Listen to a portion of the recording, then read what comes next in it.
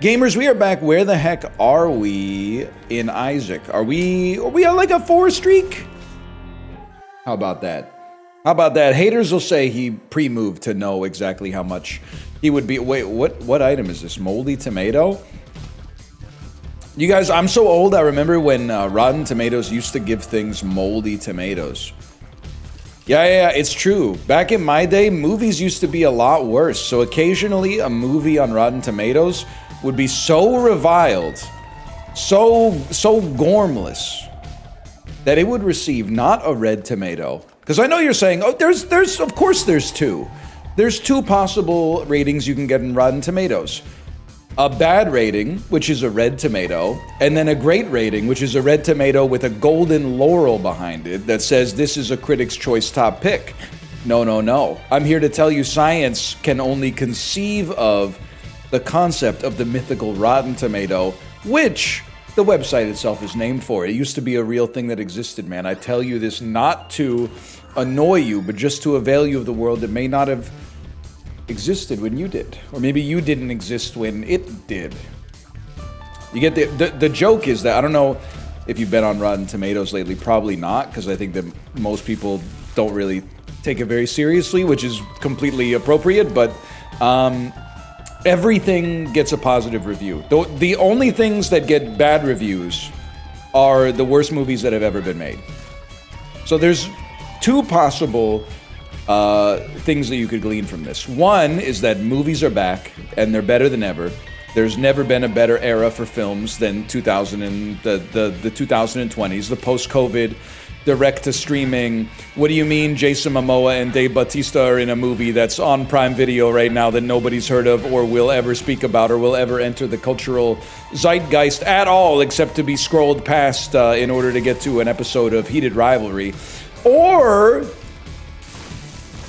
I mean, it's possible that maybe reviewing standards on Rotten Tomatoes have gotten a little bit lighter. That's another possibility.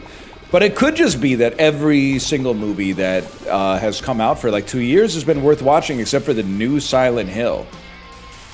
If you are the director of the new Silent Hill, cover your ears, man, because they don't like what you're putting out, I'm sorry to say. They're leaving reviews like Silent Hill is bad. Yeah, I should think so, bro. It's a horror game. I wouldn't want to live there. Too foggy, man. Visibility is way too... I mean, I like the vibes, don't get me wrong. Second I walk into a laundromat and 4 legs attack me, nah, man. Your Uber's outside. Know what I'm talking about, millennials? Give me this. I'm gonna make a daring play here. And then I don't want to see you again. So here's what I'm thinking. You take Anarchist Cookbook. That gets you to Bookworm. I think your best option is pop Anarchist Cookbook here and try to kick a bomb. Ah! This'll work. I know this seems so stupid and insane. I might be the GOAT. Did you see that? We maintained full HP and we got the secret room out of that. I want to win. And we got over 6 cents. We got over 5 cents, I should say. 6 cents is how Haley Joel Osment got over to get that Oscar. Well, I don't know. He's too young to drive. He probably got over on the bus, if I had to guess. But then we roll again. Now we can have a blood bank on the next floor. Am I right or am I right, bro? Not to mention Telepathy for Dummies, Book of Belial, Satanic Bible. Satanic Bible would probably give us a pretty good chance of just sniping a dub. But I'm going to stick with the D6 because it's a little bit more interesting. It would be nice if we could have gotten more keys, don't get me wrong. But I think, all things considered, we have to be pretty happy with how that floor went. You've missed a lot in the media maxing arc, man, because last time I recorded videos, I think was Friday, and this is Wednesday. I can't remember. Monday I just don't have time, and Tuesday, which was yesterday, I had a laser hair removal for my back, man. And that only takes like 40 minutes, but first you gotta shave your back. That, I don't know if anybody's in the same boat of having ever had to do that. But that takes a long time and mostly sucks. In fact, I would say entirely sucks. There wasn't a single part of it where I was like, oh, here comes the good part of shaving your back. I was mostly like, Man, this is a chore. And I'm feeling like I'm gonna tear my elbows and shoulder joints out of their sockets, but we get there. We get there, and then when we get to the laser appointment, we get complimented on the fact that we shaved our back quite nicely. So you missed a lot in the media maxing arc, man. What have I watched since Saturday or since Friday? I watched Blue Velvet, the David Lynch movie. Loved it. I watched Punch Drunk Love, the Adam Sandler, Paul Thomas Anderson, Emily Watson film. Luis Guzman, Philip Seymour Hoffman, etc., etc. Mary Raxiub, I never really learned how to pronounce her name. I probably shouldn't have gone for it there, to be honest with you.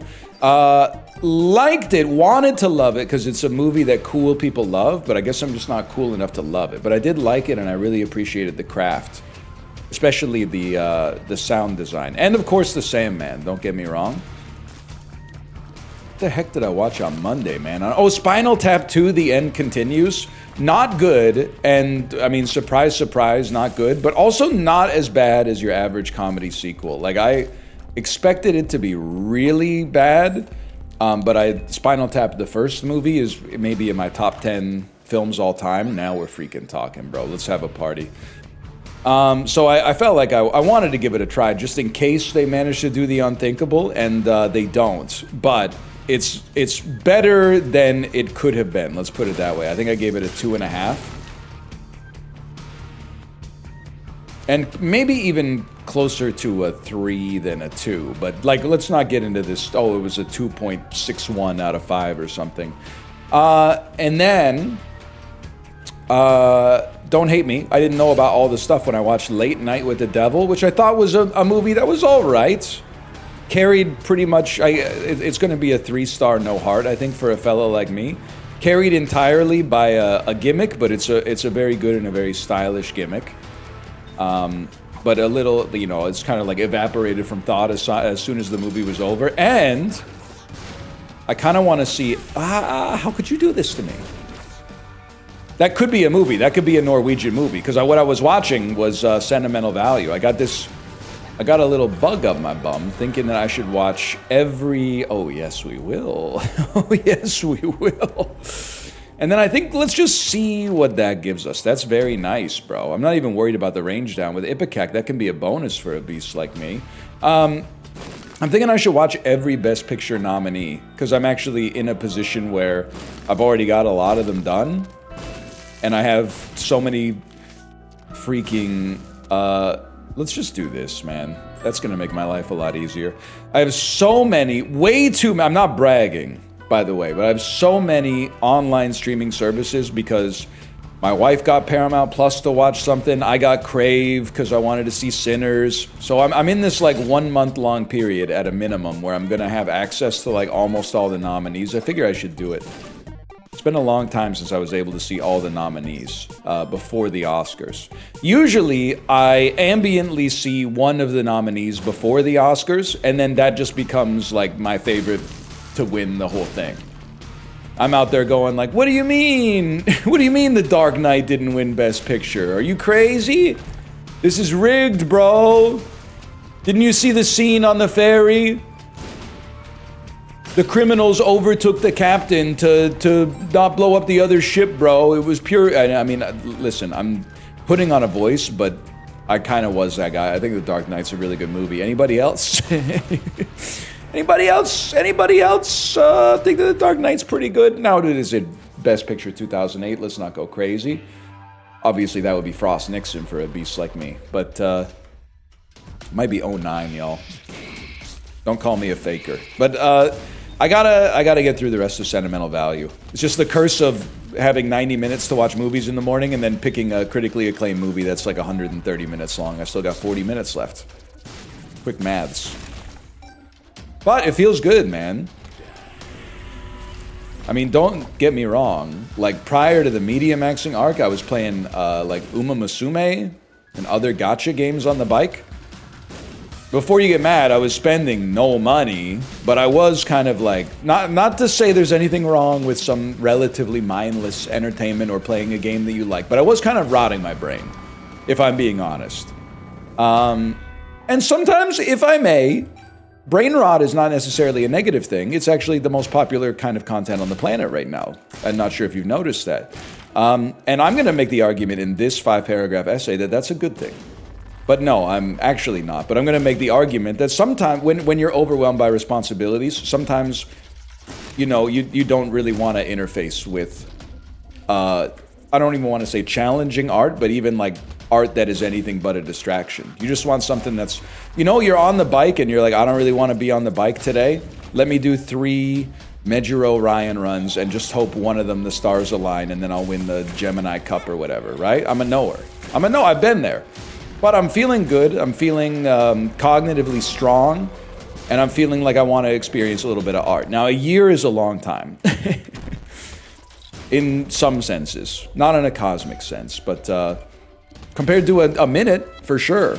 So it's possible that this media maxing arc will peter out, you know, somewhere in Q1, and then we'll go back to, I don't know, maybe we'll be playing Slay the Spire 2 or something like that, which would also be fine, but I'm enjoying it while it lasts, that's for sure. And still enjoying Chicken Potato, thank you for asking. I don't remember basically what like any of these do, but I am going to try to take both, but this also, to prove that we're in it for the long haul, this might be a good run to donate some money to let the audience know that Isaac ain't going anywhere. Well, that stings.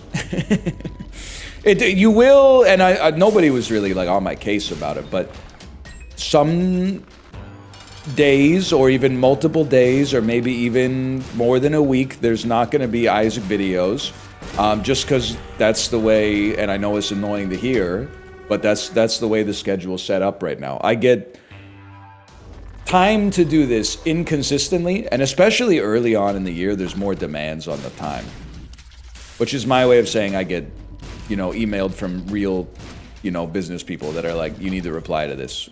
Not like I'm doing, you know, Fortune 500 mergers and acquisitions, but like I'm out here going like, man, how dare the accountant that I hired to do my taxes email me to get information so they can do my taxes? Who do they think they are, man? Emailing me because I contracted them to email me to solicit data so that they can do something for me that I don't want to do for myself.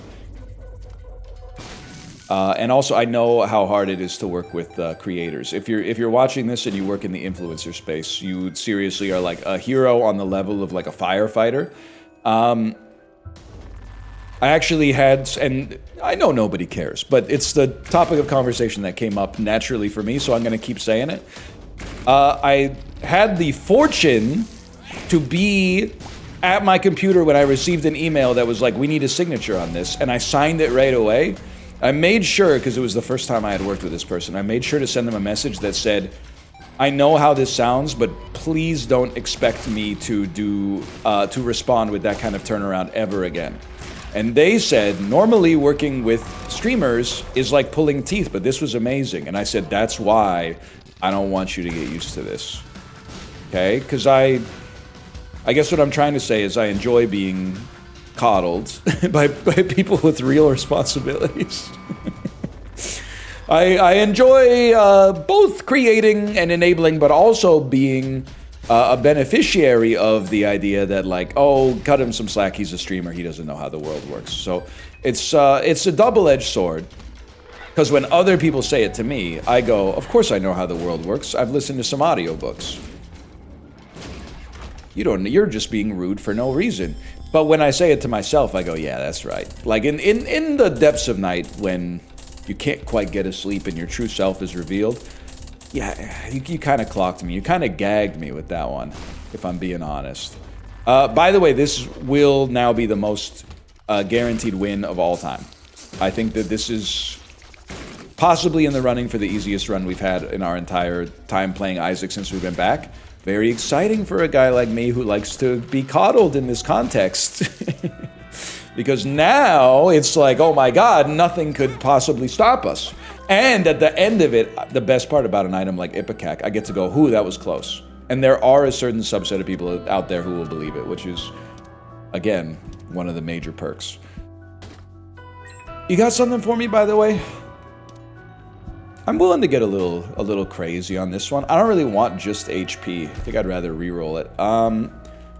We get spiders when we... Mega Mush is really good, obviously, but I just don't really care. We get spiders when we break rocks. Seems like kind of a crazy item to have with Ipecac, bro. Especially because our damage stat is probably ridiculous right now. It's probably smart to reroll that Mega Mush, because I'm sure that the second secret room item pool is awesome, but again, like, you know... You could spend your whole life trying to optimize something, man. Or you could just get down to business. We might have even skipped the item room on that floor. I'm not 100% sure. By the way, those astute of you might notice a little change in the voice. I am a little bit under the weather. I don't believe in jinxes, karma, stuff. I mean, I guess... Karma, I don't believe that it has any, like, I don't believe that the concept of karma exists in the sense that there's the universe keeps score passively. Like there's a ledger, or dare I say a blockchain somewhere, of like the net positives and negatives you've indebted to the world or been indebted to the world for. What I do think is karma is like, if you, are constantly complaining about cyclists, for example, at some point in your life, a cyclist is going to get you to pay that karmic debt back. And it's not just cyclists versus drivers. It's like, well, here's the thing. If you hate cupcakes, you're at some point gonna pay, you're gonna pay off that karmic debt.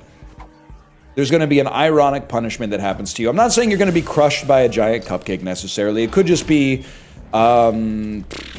girlfriend gets stolen by someone who owns a cupcake store. You're dying of starvation when you go to a family reunion, but the only thing they have are cupcakes, and you've told everybody that you'll never eat a cupcake as long as you live. Jigsaw captures you, and he's given you a disease, and the antidote is in a giant cupcake, like something like that. It's guaranteed. It's basically guaranteed. So you might as well plan for it early. But I did make a huge mistake this weekend. I was telling my mom, "Oh, I haven't been sick lately." What was I thinking, bro? That was not a smart decision. If you have not been sick lately, what you should do is keep your mouth shut. Because the universe has a ledger, or dare I say a blockchain, that keeps score, okay? And they just when you think that you've risen above the physical laws of irony, they have a way of humbling you. Let's just put it that way. Wait, this is going to be incredible, right? And we also got Leviathan. Oh, it doesn't work like that, McFly. Those things don't work on Ipecac shots. Devastating. Still awesome, but devastating. I can't remember the last time I went to an item room, but I hope you'll forgive me. By the way, in case you're curious, in case you're a movie knower, what's my rating of the Best Picture nominees so far? I have only seen 3.5. I could do this. I've only seen 3.5. I'm 7/16 of the way through Fellini's most famous film. Nope, that's not gonna. It's 7/17 of the way. There we go. Not a good joke at all. Just clever for no reason, essentially. Don't worry about it too much. I would say at the bottom of the list, but I did give it a 3 out of 5. Sorry, 3.5 out of 5, and I think it's pretty good. At the bottom of the list is Begonia. Did enjoy it, and very much enjoyed the path that it took on its way to the ending. Just above that, I think is going to be Sinners. Don't hate me. I've said my piece on Sinners. Yeah, I got lots of videos on Sinners, bro. Type of stuff a religion YouTuber would be saying if I had to guess. +2 maybe? Just a +2, my lord? One crumb of +2? I think Sinners is 2 movies. It's a really, really amazing movie for like the first half of the movie, and then it's a good movie for the back half, and that's enough to keep it off the very, very tippy top of the list for me. I am one of those guys who, at the very top of the list, as of right now, at least, I haven't seen F1. But as of right now, I got One Battle After Another at the very tippy top. I think it's one of the best movies I've ever seen, and certainly one of the best movies I've seen in a long time. But you shouldn't take that as too heady of criticism or even a comment from a guy who, in the last 5 years, had a child and then has seen like 2 Dune movies, and that's about it. You gotta find a more authoritative source, is I guess what I'm trying to say. I'm just giving you my opinion on something. Yeah, I mean, I think I would like to get Gimpy here, of course. And what time? We're at 1842. What do you got for me? Sad Onion could be good, but could be dangerous. I will say, as good as the run is, I don't think it's really, like, conducive to having a good boss rush. We'd really like to have, like, piercing shots or some way to take care of, like, AoE as quickly as possible. So maybe something like Mega Mush, for example, that we so rudely eschewed earlier. I really, and I'm obviously, you know, just echoing a chorus of more erudite critics here, but I think One Battle After Another was really, really great. And then it seems to me, irresponsibly because I haven't finished it yet, it seems to me very likely that sentimental value will be in that number 2 of 4 spot. But I got a lot left to see, so if you're gonna get mad at me, I would say it's inefficient to get mad at me right now. You should save your anger for when I've seen all 10 so that you don't get angry twice. Because that's going to be like your cardiovascular system, your blood pressure, your breathing rate, pulse, etc., etc. You don't want to unnecessarily raise that more times than you have to. Wait till you see what I think about F1 and The Secret Agent, and I'm trying to think of what else got nominated. When The Secret Agent, there's other stuff in there. Anyway, I will say I did see a lot of the ones last year as well. I saw A Real Pain, I saw Conclave, I saw Nora. I liked them all. I saw The Substance as well. I did not see Amelia Perez. That one's still on the list, as it were. That might even be 2 years ago now that I think. I don't know. Time, for a lot of different reasons, time starts to move a little crazy. The post-COVID, post-child effects. Time already starts to, like, the years bleed together as you get a little older to begin with. Like, there's a lot of confounding effects here. In a way, I actually think that's kind of why it's one of the reasons that, as I've gotten older, it's nice to recommit to, like, actually following some contemporary media. Because you can be like, oh, this year, and this is maybe not so neurotypical of me, I'll acknowledge that.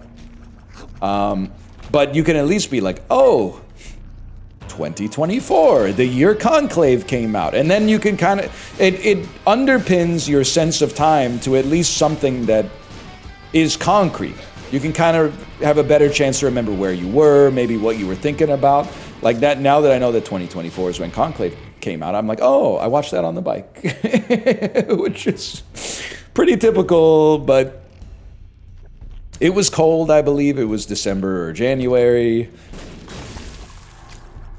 I'm like doing a crossing over with John Edwards bit on myself. I'm getting the letter R. I'm getting RF, maybe like a Rafe Fiennes type character. I'm getting ST. Anyone here know a Stanley? I'm getting Stanley or Tucci. I'm getting the dad from Third Rock from the Sun. Is there anyone in the audience named Lithgow? You know what I'm talking about. But I do think that you could also just play Uma Musume out while you're living your life, and that would be fine. You don't have to. You should just be doing what you want to do with your free time, because you get less and less of it as time goes on. Until I'm realizing you get like a lot more of it, and that seems to be the worst, man. When you're a kid, free time is kind of awesome. Because you're like, this is sort of the norm. And then as you get older, your free time, you at least appreciate it because it's precious to you because you don't have as much. And if you're one of those people who's like, I was busier at 7 years old than I am now, I just want to know, I don't disbelieve you. I believe that, I don't believe anybody would just go on the internet and tell lies for clout. That seems like, because what's the point? You'd be the first person to ever do that, obviously. But I want to know what your life is structured like, because that seems crazy to be. Were you like a really busy 7-year-old, or is this like a Bitcoin millionaire type situation where you're like you don't have to do anything anymore because someone on a StarCraft forum like told you to buy this stuff in 2011 and then you forgot that you had it, so you didn't sell it and then you sold it. It's really like this. I can't fathom many other ways it could have gone to pass like that. But returning to the bit which was left in media res, seems like the worst is like when people retire and then they have like too much free time, but they got used to not having free time, so they treat the free time as precious, but it's not actually precious. Instead, it's like the number of times I hear, and my parents thankfully are not like this, or maybe I should say thankfully not like this yet, because I think it's a common, it's a insidious thing that can sneak up on you. When I talk to my friends that have older parents and they're like, yeah, my dad just watches like the news all day, I'm like, could at least, but don't get me wrong, it's nice to do what you want as you get older, and you worked hard, but did you work hard? When you were like, I'm working hard so I can sit down and watch the news all day? If you're gonna watch the news, can't you at least chop it up with a bunch of other old taxi drivers or something like that at a McDonald's? It's kind of like the old guy smoke circle is, 8 ex-taxi drivers who go to McDonald's, order a coffee, and then sit there for like 10 hours. I used to be like, what are all these old guys doing at the McDonald's? Don't they have places to be? No, bro. That's why they're literally farming social links right now. That's the dream. It'd be way worse if they were just drinking a cup of coffee at home, not chopping it up with anybody. Seems like a quintessential old guy experience to like be watching the news in a cafe with your buddies, many of whom you maybe just met within the last 2 months for the first time ever because they were in the same boat you are. And then like a politician comes on the screen and you go, oh, here we go. Look who's back. Anyway, that's what I want for me. I want the old man smoke circle. When the smoke is, I'm gonna say, cold brew sweetened with oat beverage. So far, so good though. Anyway, the long and the short of it. I never should have told my mom I hadn't gotten very sick lately, but I haven't figured this one out. I have an epidemiological theory, by the way, which is a scary thing. In a post-2020 world, you almost never want to hear a content creator say that. Obviously, this is in satire, unless you believe it, in which case, let's take it as gospel. Obviously, germs exist. Full stop. A radical thought these days, but I believe in germ theory. That being said, I also believe in something insane. I believe in vibes. I believe you cannot prevent sickness just by believing you won't get sick. So let's start there. What am I saying by that? I don't believe that you can be like, I don't believe you can protect yourself fully from sickness by saying, I'm just not going to catch that. However, I do believe that you can guarantee that you will get sick if you surrender mentally to the sickness that you feel the symptoms of. And this is one of those things that I think science is not yet equipped to prove because it's too advanced. What I mean by this is that obviously you get sick when you get infected by germs, if we're talking about, communicable diseases. I think you guarantee that you'll get sick as soon as you say, I think I'm getting sick. If you feel a scratchy throat coming on and you go, nah, I don't think this one's gonna get me, I believe that there is a better than 15% chance that you'll tank it. You'll tank it, you'll get semi-sick for one day and your body will go, oh, this ain't the one. Nuh-uh. Oh, hell no. Nuh-uh. I ain't playing around. I think your body will go like Ice Cube mode and it'll kick it out. And I don't think you can use it all the time. And maybe this is when like your spleen ejects the extra white blood cells it's been storing. But I do, the other thing is, I kind of think, and you really can't say this as a scientist, which is why the burden falls to someone like me. I think there's some scientific evidence to this. You know how like people say, and by people say, I mean hopefully scientists, like visualization, it gives you a similar effect to practice, not of the same magnitude, but like if an athlete closes their eyes and vividly imagines themselves playing their sport, it improves the quality of their play when they play the sport, because they've sort of like preloaded the routines and the muscular activations and stuff that they're going to go through. It's like a passive form of practice. I sort of feel like that's what happens to your immune system. You give your immune system a shot. And I also feel like maybe your body takes cues from your brain in the sense that, like, if you're like, oh, I'm going to get sick, your body kind of overhears and goes, all right, I guess on this, we'll just lay down on this one, boys. It's time to get sick. But the hard part is, in my messed up theory that has no evidence whatsoever, except for one time a few months ago, Kate got sick, and I just said, nah, I don't have time for it, not this time. Catch me on the next one. And it worked. So that's my evidence, is one study with definitive results. I think your body goes, boys, batten down the hatches, there's gonna be a storm, but we're gonna bail out the ship before it goes down. And it doesn't work every time.